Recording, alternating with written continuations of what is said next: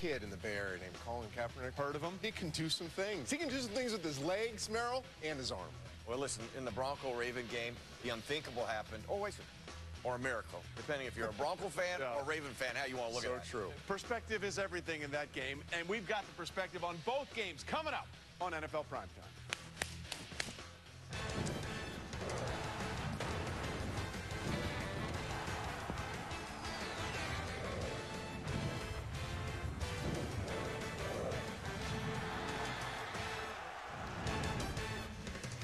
Got to get ready for this game. You got to get ready. Get your hands ready to get down and do some work. Hi, I have no idea what that means. Neither do I. Welcome into NFL Primetime. As always, glad to have you with us. Trey Wingo here with Trent Dilfer and Merrill Hoge. You know, just like last year, Broncos' first playoff game, home game against an AFC North opponent, went to overtime. Slight differences. Last year it wasn't wild card round against the Pittsburgh Steelers, and it was Tim Tebow, not Peyton Manning, calling the shots for the Denver Broncos. But oh, what a game it was between the Ravens and the Denver Broncos. Peyton Manning trying to see if the last ride would indeed end for Ray Lewis at New Mile High. First quarter, there is no score. By rule, you have to punt the ball to the other team. It's a good rule, Trey. It is, and Trenton Holiday appreciates the rule. 90 yards the other way. 90 yards. Keep in mind, Holiday started the season with the Texans, went 5-0, then went 11-0 with the Denver Broncos in the postseason. By the way, the longest punt return in NFL postseason history, 90 yards. I know the Ravens wanted to keep Peyton Manning off the field. Probably not the way they wanted to do it. No. Peyton's happy, though. He's excited. He's excited. Things are going well. Ensuing Ravens possession.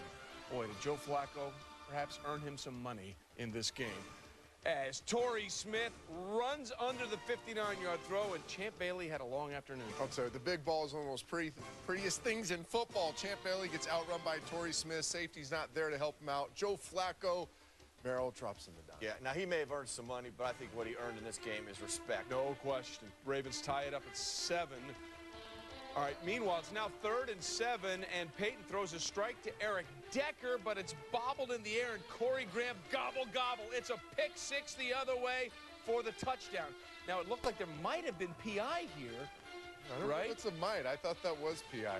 But they didn't call it, and it goes right up in the air. And just like that, after a great start with the punt return, suddenly Peyton and the Broncos find themselves down. But relax, all is well, remain calm, because Peyton Manning can still do this, and Brandon Stokely can still do that. What a great catch to tie it up. You talk about absolute perfection. I'll say it again. Trent calls him a dime, you know, fireball. I call that stupid, ridiculous. Redonkulous. Oh, so good. By the way, that first quarter was the first ever where we had an offensive touchdown, a defensive touchdown, and a special teams touchdown in the first quarter in the postseason. So it was a pretty good quarter. Second quarter, well, you couldn't have handed it to No. Sean Moreno any better on this throw. It's a double move to a tailback out on the perimeter and perfectly thrown. Nobody does that but Peyton Manning and the Broncos. They're up 21-14. Trent, you play golf. Yes. Replace your divot, Matt Prater. Well, this is called too much of the big ball. That's the earth. Hit the earth first. Stoinkometer. I mean, that was really fat. Laid the I've never kicked the ball. I've never kicked it, but how you do it? Well, it's I imagine it hurt a little bit. Okay, so now with under just a little time remaining, look what they do again. Champ Bailey is torched by Torrey Smith. Now, well, obviously, the Ravens came into this game. The NFL is about matchups. And they believed this is Champ Bailey. But they believed that they could go after Champ Bailey because this was not the only time. We've seen 2, but they went after him all night long. That tied it up at 21. So by rule, to start the second half, you have to kick it off. Thought about it a lot. I still believe it's a great rule. You know who else believes it's a great rule? Trenton Holiday. I'm going to go this way. No, I'm just going to go right up the middle. There is no one there, and goodbye. Have fun storming the castle. He's done it again. 104 yards to the house. So now Trenton Holiday becomes the first player in NFL history with a kickoff return and a punt return, both for scores, in the same game. Peyton, once again, can't believe his good fortune. John Harbaugh, by the way, feeling not so good about this, as an unbelievable start to the second half, 28-21, the Broncos back up. Okay, so now with 3:08 to play in the third, it's 3rd and 11 at the Denver 46. Peyton looked like he was trying to, you know, the old tuck rule, tuck it back in there. Ball comes out. Ravens force the fumble, and they get it. Was that a tough? No, I don't think it was. I can understand why people thought it was right here, but he kind of repossesses it there, and then when it goes down by his waist is when he loses control of the ball. All right, so the Ravens get the ball back. It's a 2nd and 9, and hey, diddle diddle. Ray Rice is right up the middle. Yeah, a couple things showed up for them. One of them is their running game. And if you look at this from the end zone, there's nothing prettier than this. You talk about double teams, movement, kickouts, digouts, and we're in the alley, seal of approval right there, the Bronco defense. Yeah, that was it, and Ray Rice did his job, taking it all the way down. Later on the drive, it's 3rd and goal, and he got him down there. He's going to finish it, too. As one of my great producers here would say, Jersey pride for Ray Rice from Rutgers University ties it up at 28. Move to the 4th quarter at 2nd and 10. Boy, Joel Dreesen, you want to talk about earning some respect? Hangs on, makes the catch, and you get a flag on the play because Shockey Brown is called for unnecessary roughness, and you can see he goes in high, and that is a helmet to the chin. So they add some more yards onto the play. Later on the drive, it's 3rd and 3. Manning looking for Demaryius Thomas, and he drops it, but they called holding, which is a 5-yard penalty and an automatic first down on Kerry Williams. Agree or disagree? Well, I think in the context that they got away with one earlier in the game. A trip. Allowed 6 points on the pick 6. So it was a make good? Is that what you're saying? I'm not saying it's a make good, but I was fine with that. Okay. They're making a lot of calls. Yes, a lot of calls. And by the way, screen to Demaryius Thomas. They used it for a big touchdown week 1 against the Pittsburgh Steelers. It's been in their arsenal ever since. And look who he makes miss on this, by the way. Demaryius gets by Ed Reed and Ray Lewis on one play for a score for the 17-yarder. Broncos are up 35 to 28. Okay, they forced the Ravens on a 4th and 5 to go for it. They didn't get it. So now they got a chance with one more first down. They picked up one. They run out the clock. They take a knee. Peyton and company are moving on to the next round. But they ran 3 straight plays. The Ravens defense comes up big, so they're forced to punt, giving Joe Flacco and John Harbaugh one last chance. And one last chance is all they needed. Flacco, under duress, sees somebody loose down the field. It's Jacoby Jones. And what is Raheem Moore doing on that coverage? The unthinkable, my friend. This should never happen. You should understand the situation. You can never let a vertical route get beyond you as the safety ever. In this situation, ever. Unbelievable. With 31 seconds left, it's a 70-yard touchdown pass to Jacoby Jones. He had only one other catch in the game, and just like that, we have a brand new ball game. We are going to overtime, in overtime. For the Ravens, who got the ball first, 3rd and 8. Flacco looking for Anquan Bolden, who manages to keep the ball. They reviewed it, and they said it was a catch.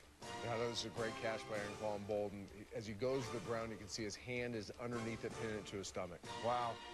Now, later on that same drive, 3rd and 2, Flacco, nowhere to run, nowhere to hide. And Von Miller and Elvis Stumerville didn't get to him very often, but they got to him here. Yeah, at a critical time. But you know what? Joe Flacco does the right thing, doesn't force anything, takes a sack. Actually, smart by Flacco. All right, so they're forced to punt. Here comes the Denver drive. It's 3rd and 1. To Jacob Hester, I didn't get it. They're forced to punt. That happened a lot on short yardage situations for Denver. So now it's 3rd and 13. They've got him pinned deep. This may be the most critical play in the entire game, and somehow, some way, they get a big play from Dennis Pitta. Hey, first of all, the courage it takes to make this throw, the safety over the top, a DB underneath, you back shoulder it high. If the timing isn't perfect between Flacco and Pitta, that's an interception. All right, so later on that same drive, it's 3rd and 3. Flacco over the middle, it's incomplete. But again, they flip the field so they don't set up Peyton with a short field and allowing Matt Prater to potentially win the game. So 1:03 left. Manning forced out of the pocket, late back across his body, and Corey Graham picks him off. Oh, it's the #1 rule, Trent. And I really believe Peyton Manning sees this move right here. Brandon going vertical with no safety over the top, and he's trying to lob that ball over the DB and can't get enough on it. So that critical interception now on 2nd and 10. Ray Rice, you see the red line where they think they had to get for a field goal attempt. He picks up 11, Merrill. I love this little road grader help. Great job by Ray Rice, but he's stuck right here in the mud. Let me help you there, my brother. Keep going. First down. Get a few extra yards. Remember in the AFC Championship game last year, it was Billy Cundiff missing one late that would have tied it. Well, the rookie Justin Tucker, the longest field goal made in OT for a rookie in NFL postseason history, and it's good. And Peyton Manning and the Broncos lose for the first time since October 7th. A hug for Ray and Peyton Manning after the game, but the last ride still has at least one more stop for Ray Lewis. 38-35, the final score. Joe Flacco had 2 touchdown passes of at least 55 yards, 331 yards, 3 touchdowns. Manning had 3 touchdowns as well, but 2 interceptions. Trent Dilfer looked like he was going to set all kinds of records. He did, but the record of winning streak ends for the Denver Broncos. Ray Lewis and company still going. Ray, can you believe you guys pulled this game out? Nobody gave us a shot. Nobody. But you still got to play the game, Sal. We knew that. We knew that. And we came in here, and before we walked out of halftime, I just grabbed everybody's hands and we just said, no weapon as a team formed against us shall prosper. No weapon. Man can't control what God has already but blessed and destined, man. This is awesome, man. Wow, we've been a part of some pretty incredible games, but you know, against a team like this in a hostile environment like this, with what was on the line, is pretty special. These are the moments we live for in sports. I mean, if you don't want that moment, then you're playing the wrong game. I can't compare it to anything. It's incomparable. We've never been through anything quite like this. But that's how life is. You never, no 2 moments are ever exactly the same. But this has been pretty incredible and unexplainable. You know, we ran this race before in Pittsburgh, and we watched that. We watched that same drive. And for us to go down there and do it, we said that when we came out here, we was going to claim victory. We claimed victory. Victory is ours. It's ours, man. It certainly is. And talking about working, the Ravens advanced to the AFC Championship after winning the 4th longest game in NFL history. Total time of Saturday's game, 76 minutes and 42 seconds. The longest game, of course, held on Christmas Day, 1971, when the Dolphins beat the Chiefs in a divisional playoff after 82 minutes and 40 seconds. And talk about working for this game. Ooh. Last week in the wild card round, the Ravens defense was on the field for 87 offensive snaps. In this game, they were on the field for 84 defensive snaps, but that defense found a way to get it done. They dug deep, and on the other side of the ball, Trent, it wasn't Denver and Peyton Manning with the huge plays. It was Joe Flacco and the Ravens that made them time and time again. They really did, Trey, and I think that's the only way you absorb giving up 2 touchdowns on special teams, and you absorb playing against one of the greatest players of all time in Peyton Manning and not doing well in some 3rd and short situations throughout the game as you make chunk yardage, and over and over and over the Baltimore Ravens pierced the Denver Broncos with big plays, and it starts with the 2nd and 2 play here at Torrey Smith. And I mean, this is a beautiful throw, beautiful route. So much can be made about Torrey Smith beating Champ Bailey, but I really want you to look at this. This deep crisscross action with a whole safety, and that's a safety in the middle of the field, is really hard to read. And Joe Flacco anticipates this safety jumping the first over route, anticipates this deep throw to Torrey Smith, and delivers beautifully the deep ball for the touchdown. And throughout the game, they just continue to make plays. I mean, Torrey Smith just makes a filthy catch right here on the boundary throw. Once again, Joe Flacco pins the safety to start, gives him the opportunity on the sidelines. Torrey Smith makes the play. There's in the run game, too. Look at Yanda here, the right guard. They're running a single back power run play. Yanda comes through, digs out the linebacker. Look at this alley, Merrill. I know this is your seal of approval. But it's not just a dominant physical run. It's a chunk play. It gets you down there deep. And then obviously the play we're going to talk so much about, this 3rd and 3 kind of Hail Mary situation. And obviously the safety blows the coverage. But I want you to see what Joe Flacco does as he climbs vertically in the pocket. You know, it's one thing for the safety to blow up, but you got to make the throw. As he climbs up, he gets his eyes back to the right. He senses more stuck inside, balances himself, gets his shoulders turned, and unleashes the deep throw to Jacoby Jones. That's how you absorb all the mistakes the Ravens made, their inability to play well on 3rd and short situations and giving up 2 big plays on special teams is make big chunk yardage throws and runs. And this game, by the way, ends a streak of 9 straight wins that Peyton Manning had as a quarterback against the Baltimore Ravens, the vaunted Ravens defense going back to his days, obviously, in Indianapolis, including some postseason wins. Merrill, as this game went on, It seemed like, whenever you see Peyton, you always think, well, he's going to figure out the defense. It certainly seemed like as this game went on for a large portion of it, the Ravens defense was able to figure out what Peyton Manning and the offense wanted to do. I think without a question. I mean, all the things that Trent just mentioned, the antithesis was for the Bronco offense. No chunk yards, no huge plays. In fact, when they got the ball, the Denver Broncos got the ball in the fourth quarter. And I think went on like an 11-play drive. They end up finishing with that bubble screen. It was like 8 passes, 3 runs. I mean, at that point, it was like the ultimate championship drive because Peyton Manning didn't get any chunk yards. He had to complete 3 yards, 5 yards, 6 yards. I mean, he had to be spot on. I thought the Ravens did a great job of changing their coverage up. It'd be man coverage, 1 second, 3rd and 7. Peyton Manning, not where to throw the football, throws across the middle, incomplete. And we got Suggs in coverage instead of rushing the quarterback. Now you got a zone look, you're off coverage. But the great job of switching, understanding your zone concepts, another incompletion. Ball comes out quickly, but nowhere really to throw the football. 3rd and 11 here. Great job of pressing on the outside, a man look again, and nowhere to throw the football again. I mean, and then they got the pressure to complement it. In the second half, that started to build even further for them. You could tell that Peyton Manning was never completely comfortable or had things figured out. 3rd and 4, man coverage everywhere. Now the pressure gets to him. Suggs beats the left tackle and finishes. Coverage complements the pressure. Pressure complements the coverage. Again, forces him out, and now because he's been pressed and had to give little passes, 5, 6, he makes a mistake, tries to do more, jumps out of character, and tries to make that big play in the overtime, knowing that something has to give. And that defense had him at bay all day long. I don't care how great we could talk about Peyton Manning is, Tom Brady, Aaron Rodgers. That is why defenses say, listen, don't give them up big plays. That's why we hate big plays. Make them go 12 plays, 80 yards, because they'll make a mistake. That's why that fourth quarter drive was so impressive. Yeah. It was mind-boggling that he was able to do it at that point. Unfortunately, you keep doing that, you press, and you make a mistake. It was 10 plays, 88 yards. You're exactly right. And by the way, to that point, the longest play for the Denver Broncos in this game was a 32-yard pass and catch from Peyton to Eric Decker, but a lot of that was run after the catch. It was a lot of underneath stuff. With those 2 touchdown passes of 59 and 70 yards, Joe Flacco is just the second quarterback to throw 2 touchdown passes of at least 50 yards in a playoff game. The other, you'll love this, Scott Bruner from the Giants in a 1981 NFC Divisional Playoff game. How many people against the San Francisco 49ers? I think that was the name that was at the tip of our tongue, without question. When we continue on this edition of NFL Primetime, more on the miscues in the Broncos secondary and how they sealed the fate for the Baltimore Ravens. Plus, hello, Colin Kaepernick to the big stage. Apparently the moment is just fine for this man.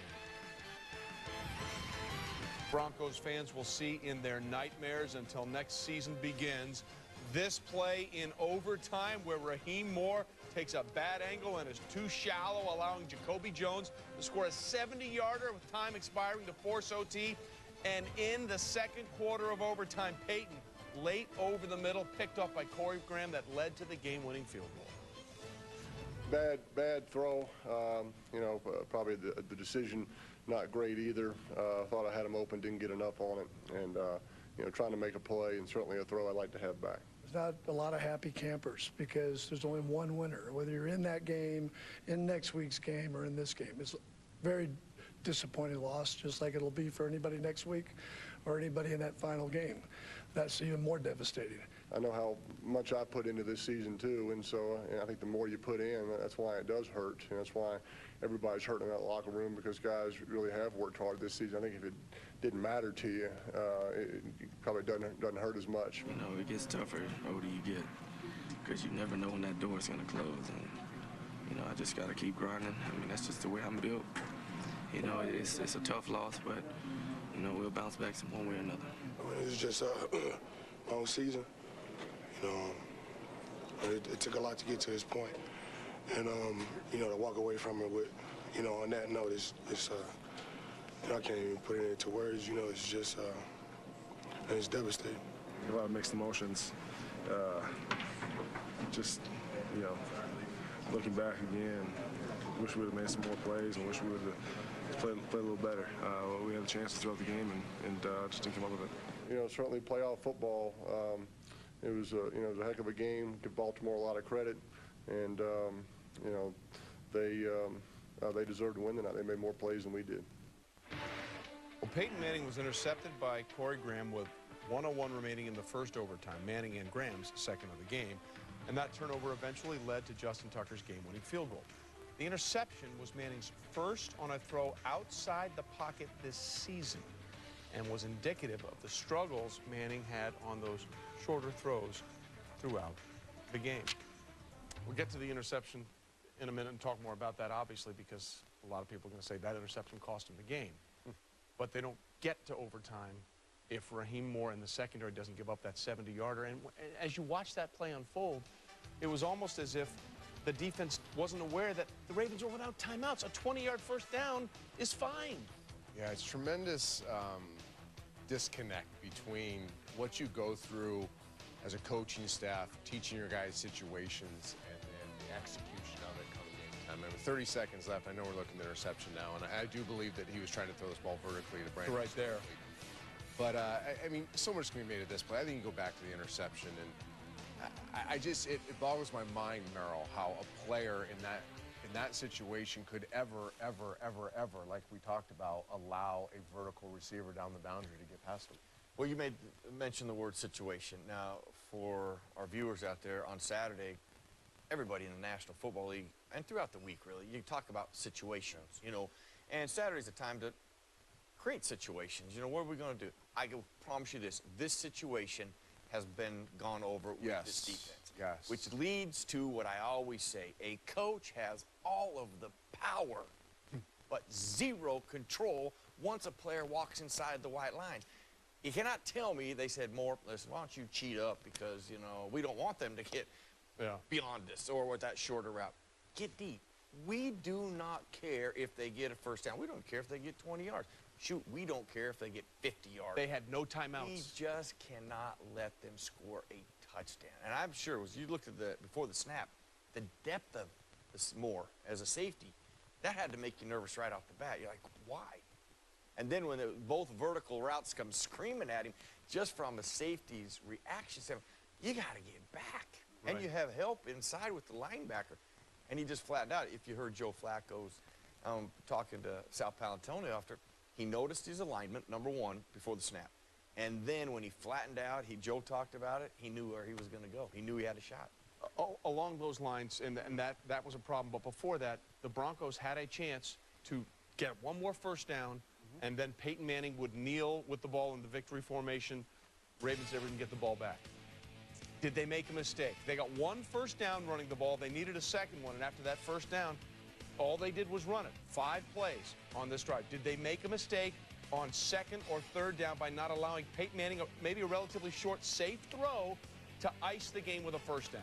I mean, I understand the argument. I think the only down in question would be the 3rd and 7 right here. Right. You have Peyton Manning, you have the opportunity to throw the ball past the sticks. That's why you bring him in, right? Maybe even underneath the sticks, let the guy run for the first down. But once again, if it's incomplete, now you're punting the ball to the Baltimore Ravens. It's going to be 155. And now if Baltimore scores, they did the wrong thing there. So catch-22. Listen, I say absolutely not. Peyton Manning, I mean, first thing you don't want to do is stop the clock. If he throws an incompletion, you stop the clock. What was the one thing said going into this game Peyton Manning had this time that he's not had before? Running game. A defense. And a defense. We got a defense. Guess what? Let's punt it. Let's take as much time off the clock as we can. Give them no timeouts. Punt the ball. And our defense has been outstanding all year. I could understand this rationale perfectly. And guess what? Peyton Manning, was he chucking it all over when he was completing passes, they weren't going beyond 5 yards. Right. So it wasn't like they were going to get that first down anyway. Well, no, the point being, but I understand what he's underneath. A better shot of Peyton Manning, but I completely understand the rationale. Our defense has been outstanding all year. You know what? We know this. We run it. Yeah. And we get the clock. We keep the clock going. I'll say this, and I believe you're saying the same. If I was the head coach, I would have ran it there. Okay. I think a lot of people were asking that question, wanted to pose it to you. What you're saying makes sense. By the way, this leaves Peyton Manning with a very familiar feeling in the postseason, one and done. This is the 8th time Peyton Manning has lost his first start of the postseason. For perspective, that's twice as many as any other quarterback in the Super Bowl era. When we continue, what about the other game by the Bay? Packers and Niners have given us some unbelievable games in the past. This one was interesting. Wasn't bad. And the Niners, no, it was not. Aaron Rodgers, Alex Smith, Aaron Rodgers. There's Colin Kaepernick in there now. How would he fare in his first start? Well, they say cornerbacks need a short memory. Quarterbacks sometimes need a short memory. This was his opening drive, his second pass of the game, and it's a pick six to Sam Shields for 52 yards. Trent, what happened? Just a young player, Colin Kaepernick, trying to do too much, right? They take away his primary read on the right.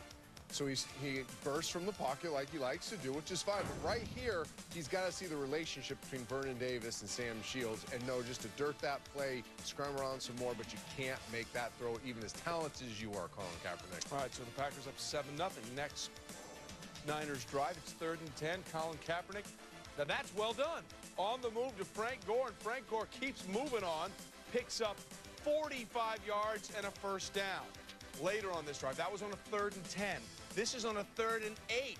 Kaepernick dropping back, sees an escape route, and he is in for the score on his legs. Merrill, what happened? A couple major problems. When you're playing man-to-man and you're spying him, you can't get beyond Kaepernick and give him escape routes vertically. You got to make him go laterally. Well, as soon as he sees that alley right there, he is gone. All right, just remember that. That was a 20-yarder, okay? Later in the first quarter, Aaron Rodgers on a 3rd and 5, looking for James Jones and going deep. And boy, James Jones has had maybe the best year of his career right there. Gain of 44. That's a first down. And next play, this kid was a car salesman a couple of months ago. DeJuan Harris, they're going to use you to sell cars in Green Bay now. Got a little flash. 14-7, Packers go up. Okay, remember last year NFC Championship game, Kyle Williams wearing number 10 had some problems with punts? Oh no, it's number 10, but this time it's Jeremy Ross for Green Bay. Muffs the punt, recovered by C.J. Spillman, and as you can see, Ross not pleased with himself. 3 plays later, again, it's 3rd down. What Kaepernick is doing on 3rd down to Michael Crabtree. And that's really been the Niners' Achilles heel is 3rd down offense, but in this game, Cap was brilliant both running and throwing. Ensuing Packers drive, 3rd and 7, throwing 26. Rodgers tries to go deep for Jordy Nelson, but he goes way too deep, and that pass is picked up by Brown. Essentially, that's basically a long punt with a nice return. 49ers would take over. And what would they do on that drive? Well, let's see. We've seen Colin Kaepernick with his legs. We've seen Colin Kaepernick with his arms. Why don't we see a little bit of both here? Kaepernick scrambles, makes a move, gets hit. The only thing he does wrong here is right there, and that's an easy flag for the taunt. Easy. Yeah. Youthful exuberance coming out. Yeah. Kind way of saying it. He'll learn. In the NFC Championship game, he won't do this. Apparently, Jim Harbaugh had a hot But he bounces back. He does. That again, that's the beauty of it. 2nd and 6. Look at that throw to Crabtree for the score. He bounces back to the primetime dime, and look at the fireball dime. Making the primetime dime. That throw was sick. It was so sick, it was on fire. It was. 49ers go up 21-14, but back up. That one was pretty good, too, for Rodgers to Jermichael Finley for a gain of 19. But if that one was good, this one was even better to James Jones, Trent. We have a bonus fireball dime, and look at it, it's so hot that James Jones bobbles it, because that's got to be hot in his fingers, Merrill. Fire hot. Fire for a quarter. Game tied at 21. The Niners have a field goal to go up by 3 at the half. 3rd quarter, it's tied at 24. Okay, we've seen Kaepernick legs once, throws, and now Kaepernick runs it in for 56 yards, 2 rushing scores on the day, Merrill. Well, it's great by Kaepernick. Even though it's blocked well, he watches Walden as he closes it down and gets his back turned. Where'd he go? Who's got the ball? They got all the perimeter sealed. We got a seal hit. Well, that's a canally there, folks. Yeah, he's like, listen, he came in, I closed it down, and he ran around me. He's fast. Nothing. All right, meanwhile, we look one more time. Kaepernick down the middle to Vernon Davis after a Packers punt. A gain of 44. Boy, the defense for the Packers was historically bad. We'll get to that later. First play of the 4th quarter. Gore punches it in from 2 yards out. He had 119 yards rushing, and he wasn't even close to the leading rusher. That was Colin Kaepernick. Next Packers drive. Rodgers trying to answer. 3rd and 4. Aaron escaping in the pocket. That is a perfect throw to Greg Jennings, and it's just off his fingertips. Well, it's so close. It's what only Aaron Rodgers moved to his and left. He just flicked it. And Greg Jennings just went a little flat. Okay, so the Packers are forced to punt. Niners now trying to kill some clock. Look at the great block by Bruce Miller there setting the edge. And with that run, Kaepernick breaks the record for the most rushing yards by any quarterback in any game ever. He ended up with 183. Later in the drive, it's 4th and 1. A field goal here would have made it a 3-score game. Are they just going to... Oh, they did. And they got almost the entire defensive line for Green Bay to jump off sides, giving them a first down. Mike McCarthy can't believe it. Later in the drive, Anthony Dixon will pound it in behind the right side of that offensive line. And that was your game winner as the 49ers go on to seal this one big time. Handshakes for Mike McCarthy and Jim Harbaugh. 45-31 the final score, and what a day for Colin Kaepernick. He led the team in rushing. He led the team in passing. 2 rushing touchdowns, 2 throwing touchdowns or touchdown passes. He's only the 3rd quarterback ever to do that, joining Jay Cutler and Otto Graham, who did it twice for the 2nd straight year. The Niners are into the NFC Championship game. I give our players a lot of credit. They had a great week of preparation. They played very poised. I thought they competed like maniacs. And we get another week of work. So we'll move on with humble hearts and get ready for our next opponent. It's great. Anytime your teammates have confidence in you and they feel good about what you're doing, it makes you feel like you're doing the right things. Guy playing football, man. He's making it happen. I told you, with his feet, with his arm, just out there making plays, you know. He's a playmaker. You're a football player. If you're a football player and love it, hey, you're going to do great things. And that's what he did tonight. It's a lot easier on me when other people are making plays. So, I mean, our offensive line came out. They dominated up front, so that makes it easy on the quarterback. Well, Kaepernick again set the record for most rushing yards by a quarterback in any game. He eclipsed the mark of 173 set by Michael Vick back in 2002. And Trent, the most impressive thing, perhaps, about this game by Colin Kaepernick was the fact that where he started and what he was able to do. Mental toughness. No doubt. His physical traits we're going to highlight in the run in the pass, but his mental traits, the ability to quiet his mind after it got real busy there in the beginning. And I think what calmed him down a little bit was his ability to physically take over. You look at the 3rd and 8 situation, everybody covered up. He can use this great giftedness to get vertical, like Merrill said, and get in the end zone. He did it throughout the game. 3rd and 9. The Packers win this play XO-wise. They have everybody covered. They have a spy for him. But Coleman can take off vertically. He doesn't have to wide depart from the pocket, get vertically, get the first down, move the chains. And then his ability to run the zone replay. And we've been talking about all year long with RG3, with Russell Wilson, now with Colin Kaepernick. This is a weapon that defensive coordinators had not figured out how to stop yet. The ability for the quarterback to stick it in the belly, make you think it's inside run, get to the edge. It's virtually impossible to stop when you have somebody like Colin Kaepernick who's done it for so long and can read it so well. Yep. Most games that Aaron Rodgers plays, he's going to be the best quarterback on the run in that contest. That was clearly not the case today. As for Rodgers, the 49ers sent standard pressure against Aaron on all but 2 of his dropbacks, put him under duress, or sacked him on 11 of his 43. Rodgers was limited to 2 of 9 passing for 13 yards on such attempts after recording a league-high 80.1 total QBR among qualified quarterbacks in such situations. Clearly a bitter loss. It's pretty frustrating. Put a lot into this. Now you stand here and you realize that's the last time that group's going to be together. Be a different team next year. There'll be additions, subtractions, and it's the most frustrating part because you spend a lot of time with those guys. You care about them. You care about this a lot, and then to go out and play like that is disappointing. We didn't do enough on offense. We could help our defense out a little bit. Now they had a couple extra possessions there because of the punt return fumble and then the pick 6. So our defense probably got a little tired out there. But second half we had a chance right in it. You know, a touchdown there on the first possession would have put us in a good situation, but came up short. Can't let him out of there. I mean, it's that simple.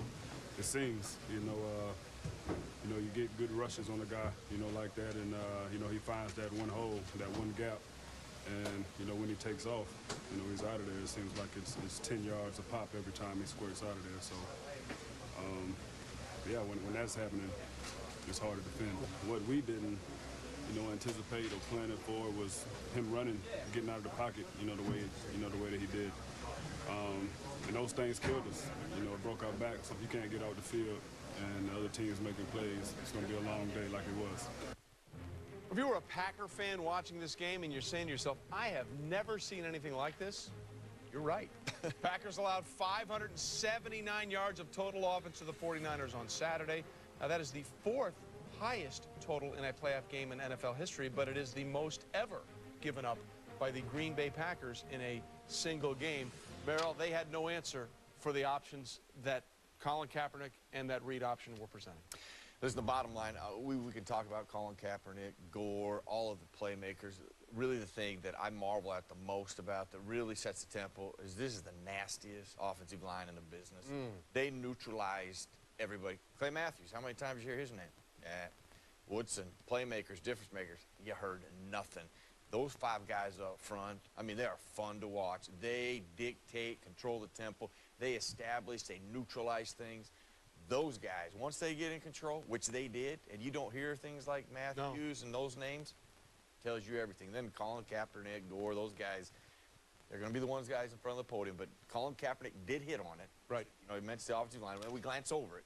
I am telling you this, those 5 guys are the nastiest in football. And a lot of them they can do a lot of things offensively with those guys. They got Davis and Yapati in the same draft. Or 1 year apart, or one or the other. I mean, whenever they got him, they got him. And Bruce Miller, that fullback at a couple of big blocks, was a standout defensive lineman in college. So he's a converted defensive lineman into a fullback that flatbacks some people on some of those runs for Colin Kaepernick. When we continue here on NFL Primetime, what to make of the Sunday games coming up, including J.J. Watt and the Texans in New England, and Russell Wilson and the Seahawks in Atlanta, plus more on the Ravens-Broncos game that ended Peyton's season and kept one last ride for Ray Lewis going to the AFC title game.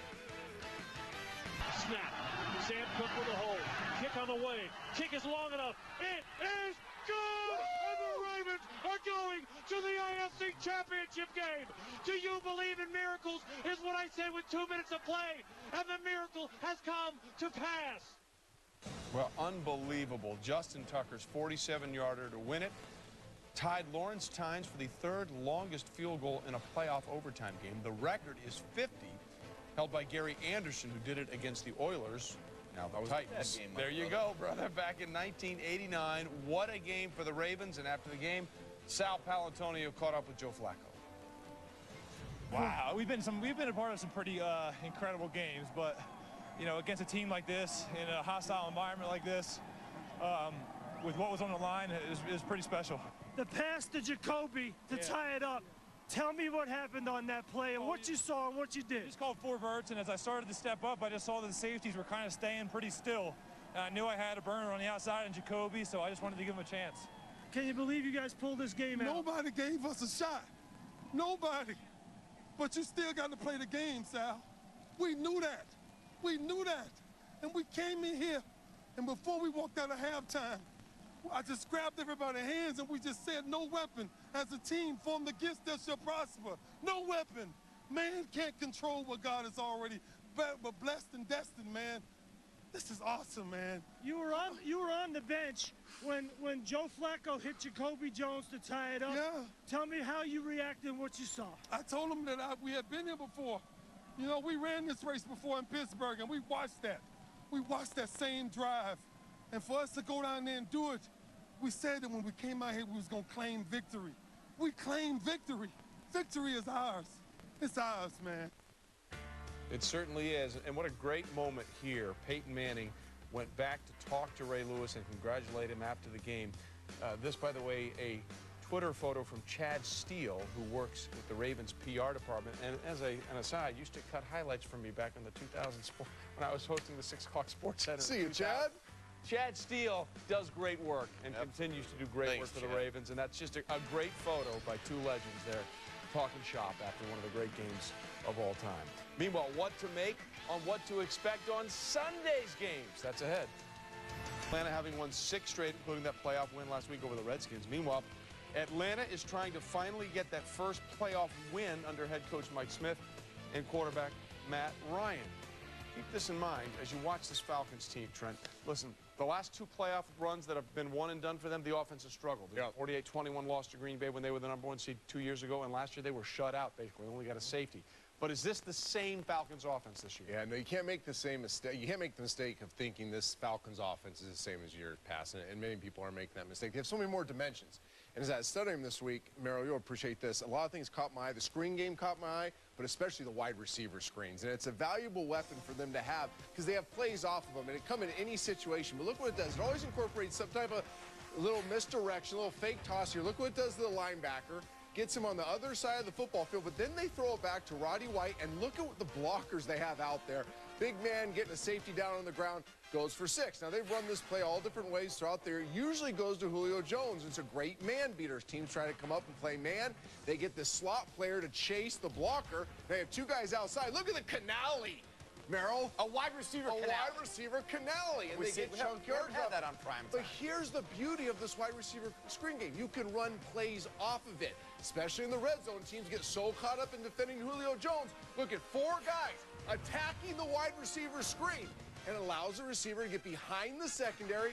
Easy throw for Matt Ryan, ends up in a touchdown. And they use it in big games against the Giants. The Giants had actually stopped the wide receiver screen up until this point, but they still run the bluff off it. It's great first blitz. They pick it up. You get both secondary players now to take the bait on the wide receiver screen. And now you got Harry Douglas running down the boundary for gimme chunk yardage. I'm telling you, I know it's just one play and a play off of a play, and you're not going to win the game because of screens, but it's one more dimension to this Atlanta Falcons offense that makes him much more difficult to defend this year. And keep this in mind for Seattle. They're a West Coast team trying to win back-to-back playoff games in the Eastern time zone. It's only happened once. The 1989 LA Rams were able to pull that off. The other game Sunday is the Texans at New England, a rematch of the game we had on Monday Night Football here that did not go well for Houston. It was 42-14. The Patriots scored on their first 3 possessions, and the Texans were out of it before they ever got really into this game. Their vaunted running game of Arian Foster had 2 big plays early and nothing after that. And that's what Bill Belichick does, Merrill. He'll try and find a way to take away your strength and make you beat him with something else. How did they do it in the first matchup? That's his genius. He always takes away your strength. And I want to show you what he did in the first match. First of all, he does different fronts, but there's one staple within that front and personnel grouping. They got penetration. They blitzed linebackers. They got to the other side of the line of scrimmage. And when you do that, that neutralizes the runner. Now, this is a first. It's a 2-5 look. So there's 2 down linemen and a 5 linebacker look. 5 guys standing up. Now, at the linebacker on the play side, he is going to get penetration and attack downhill. As soon as he sees run, look, he starts moving the line of scrimmage, high tower, and he's in the backfield. He neutralizes the runner when you get penetration like that. This time, 4 down linemen, 3 linebackers. But the key, the linebacker on the weak side, high tower, again, watch. He creeps up the line of scrimmage. He's going to get penetration immediately. Even though it's away from the run, he caves in the tackle all the way across the field and blows up the run. That is the one constant as I studied the last matchup. Even though they changed their personnel, their fronts, their looks, there was one thing that was always consistent. They had some type of penetration. If it wasn't a linebacker, it was Wilford. Yep. If they don't get him blocked too, it's going to be a long day for the Houston Texans, because once they establish that, then their offense has all kinds of options. But when that doesn't go for them, they struggle. Keep this in mind, because the Broncos lost. Winner of that game now will host the AFC Championship game. That may be a little boost for the Houston Texans, give them a little more mojo coming into that contest. Might be a boost for the Patriots. Well, they know that. When we continue here on NFL Primetime, we hand out the hardware. Primetime players, you might be surprised with some of these I got the picks. right answer. No, we all do. That's Colin Kaepernick. What a very good answer. I'll tell you what, he averaged 11.3 every time he ran the ball. He averaged 15.5 every time he threw the ball. But more importantly, how he bounced back from the early mistake was amazing. Colin Kaepernick, primetime performer. I like mine is Joe Flacco. You talk about a primetime performer. Outplays Peyton Manning, finally getting the respect. And what about that throw right there? Saved their season. Yeah, it was very good. I kind of cheated, but I think I do have the right answer. I went with the Harbaughs. Yeah. I mean, John Harbaugh, unbelievable, his faith in Joe Flacco, and Jim's faith in Colin Kaepernick pays off. So the big winner and the primetime performer's got to be John and Jim Harbaugh for me. And we leave you with this one little note, ladies and gentlemen. There have been 6 games in NFL postseason history in which a team has won in overtime after tying the game with a touchdown with under a minute left in regulation. Only one of those tying touchdowns in regulation under a minute was a rushing touchdown. The man who scored that touchdown, Merrill Hoge. There you go. How about that? So, we salute you. He didn't even know it was coming. That's the best part. That's fascinating. Who is it? It's you!